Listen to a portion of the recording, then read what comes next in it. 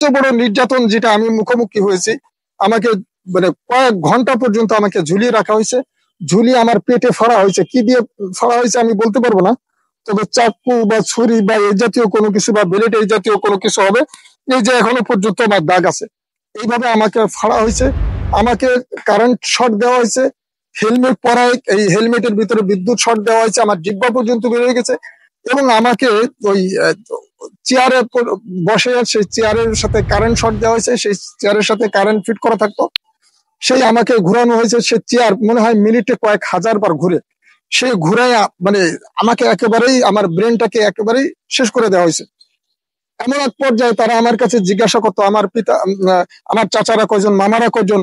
আমি আমার চাচাদের নাম পর্যন্ত আমি ভুলে গেছিলাম, আমার মামাদের নাম পর্যন্ত ভুলে গেছি। ওখানে তো 24 ঘন্টা পর্যন্ত চোখ বেঁধে রাখা হইতো, হাতে হ্যান্ডকাপ পরানো হইতো, 1 মিনিট করে প্রস্রাব পায়খানার সময় দিত। 1 মিনিটের উপরে গেলেই ওই টয়লেট অবস্থায় তাকে প্রহার করা হইতো। আমার নাম মোহাম্মদ খালিদ সাইফুল্লাহ। আমার বাড়ি হচ্ছে বাগেরহাট জেলার মোল্লাহাট থানার সিংগাতি গ্রাম। আমি দীর্ঘদিন পর্যন্ত ওমানে ছিলাম। আমি একজন প্রবাসী, পাশাপাশি মানবাধিকার সংস্থার কর্মী একজন। যখন যাই, ইয়েমেনে যাওয়ার পরে আমি খুবই অসুস্থ হয়ে পড়ি। অসুস্থ হয়ে যাওয়ার পরে সেপ্টেম্বর মাসের 26 তারিখে আমি দেশে আসি। দেশে আসার পরে অক্টোবর মাসের 3 তারিখ রাত 12টা থেকে 1টা হবে, এর ভিতরে প্রায় 25 থেকে 30 জন মানুষ আমাদের বাড়িতে যায়। বাড়িতে যেয়ে আমাকে ঘুম থেকে জাগিয়ে আমাকে বলে, আপনাকে একটু থানায় যেতে হবে, আমরা একটু আপনার সম্পর্কে একটু কিছু তথ্য আছে আপনার কাছে, এই তথ্যগুলো একটু আমরা জানতে চাই। যখন আমি আমার অপরাধ এবং তথ্য কি এগুলো জানতে চাই, তখন তারা বলে না, তখন বলে কি যে আপনি থানায় চলেন, থানায় গিয়ে সব আপনারা বিস্তারিত জানতে পারবেন। যখন আমি যাইতে চাচ্ছিলাম না, তখন এই জোর জবরদস্তি যখন করা হয়, তখন আমার প্রতিবেশীরা জেগে যায়। প্রতিবেশীরা যখন জেগে যায়, তখন সবাই দৌড়ে আসে, কি অবস্থা, এত মানুষ কেন ওই বাড়িতে। যখন প্রতিবেশীরা আসে, তখন ওরা বুঝতে পারে যে এটা ফাঁস হয়ে যাবে, তখন তাদেরকে ওখান থেকে তাড়িয়ে দেওয়ার চেষ্টা করে। যখন ওরা যায় না এবং ওরা যখন জানার চেষ্টা করতেছে কেন তাকে নিয়ে যাওয়া হচ্ছে, যখন এইভাবে যখন করা হচ্ছে, তখন তাদেরকেও বলতেছে ওদেরকেও তুলে নিয়ে যাও। যখন এই কথা বলে, তখন আমার প্রতিবেশী যারা ছিল তারা দৌড়ে পালায় যায়। যখন পালায় যায়, তখনই আমাকে ওখান থেকে ধরে গাড়িতে উঠায়। প্রায় 5 থেকে 7টা গাড়ি আসছিল। তো গাড়িতে উঠাই আমাকে চোখ বেঁধে ফেলা হয়। চোখ বেঁধে মনে করেন আমাকে প্রায় 4 ঘন্টা 5 ঘন্টা গাড়ি চালানো হয়। তো 4-5 ঘন্টা যখন গাড়ি চলে ফেরি পার হয়, তখন আমি বুঝতে পারি যে আমাকে ঢাকায় নিয়ে যাওয়া হচ্ছে। তখন আমাকে একটা ঘরের ভিতরে ঢুকানো হয়, একটা বিল্ডিং এর ভিতরে ঢুকানো হয়।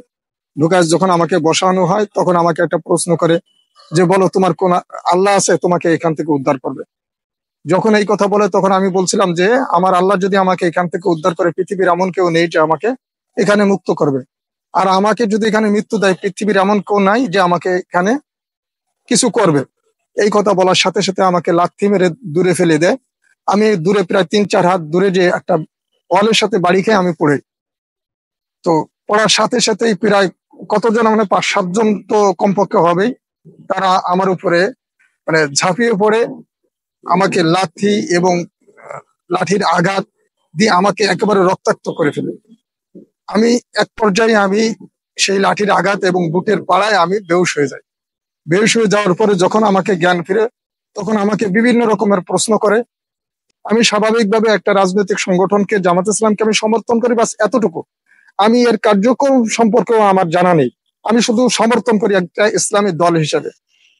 তখন ওরা বলে কি যে না, তুমি মিথ্যা কথা বলতেছো, এই কথা বলে ওরা আমার উপর নির্যাতন করে। আসলে যে নির্যাতন গুলো আমার উপর করা হয়েছে, এটা আমি ভাষায় প্রকাশ করতে পারবো না। আমার উপর যে কতটা অত্যাচার নির্যাতন করা হয়েছে, আমি তাদের কাছে বলছি যে দেখেন স্যার, আমি প্রকৃতভাবে আমি আসামি না।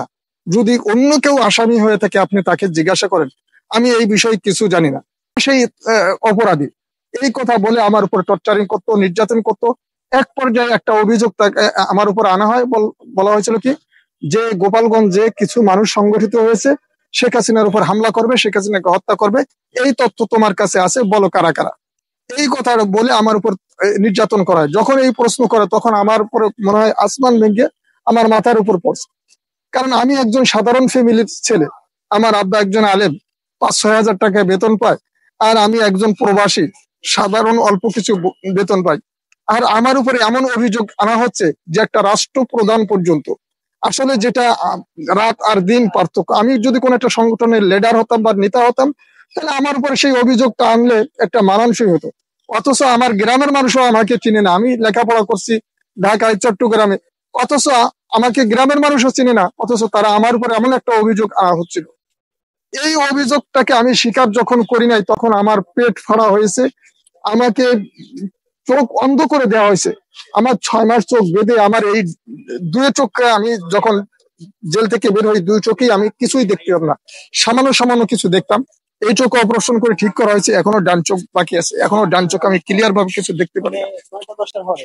আসলে আমি যদি কোনো অপরাধ করতাম, আমি যদি কোনো অন্যায় করতাম, আমি যদি কোনো একটা অবৈধ সংগঠনের সাথে জড়িত থাকতাম, আর আমার বিরুদ্ধে যদি এরকম কোনো অভিযোগ আনা হতো, তাহলে মনে একটু সান্ত্বনা দিতে পারতাম যে না, আমি অপরাধী, আমাকে সেই অপরাধের কারণে আমাকে তুলে আনা হয়েছে।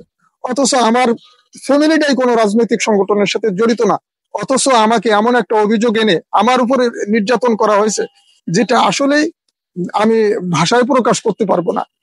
সেই মামলার এখনো পর্যন্ত আমি সেই মামলাটি নিয়ে যাচ্ছি।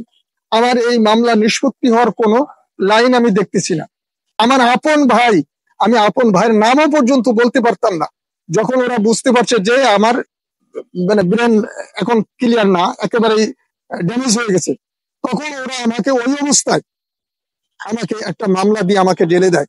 সে জেলে দিয়ে প্রায় 4 বছর 6 মাস